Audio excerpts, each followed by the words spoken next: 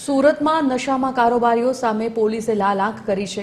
ઓલપાડના કારેલી ગામે એસઓજીએ દરોડા પાડી અને 27 લાખથી વધુની કિંમતનો ગાંજો ઝડપી પાડ્યો છે। આ મામલે 4 લોકોની ધરપકડ કરાઈ, જ્યારે મુખ્ય સૂત્રધાર રાજેશ સહિત 7 લોકોને વોન્ટેડ જાહેર કરાયા। પોલીસ તપાસમાં સૌથી ચોંકાવનારો ખુલાસો થયો છે। આ ગાંજો ઓરિસ્સાથી ટ્રેન મારફતે આવતો હતો।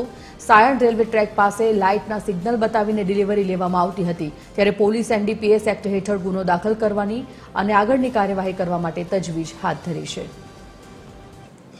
જગ્યા ઉપર રેડ કરતા કુલ 28 પેકેટ ગાંજાના મળી આવેલા અને તેમાંથી 55.493 કિલોગ્રામ ગાંજો મળી આવેલો કે જેની કિંમત 27,74,650 રૂપિયા થાય છે। આ તમામ જે 4 આરોપીઓ જે છે એને અટક કરવામાં આવેલ છે અને ઓલપાડ પોલીસ સ્ટેશન ખાતે આ ચારે વિરુદ્ધ એનડીપીએસનો ગુનો દાખલ કરવામાં આવેલ છે અને આમાં કુલ બીજા 7 આરોપીઓને વોન્ટેડ જાહેર કરવામાં આવેલ છે।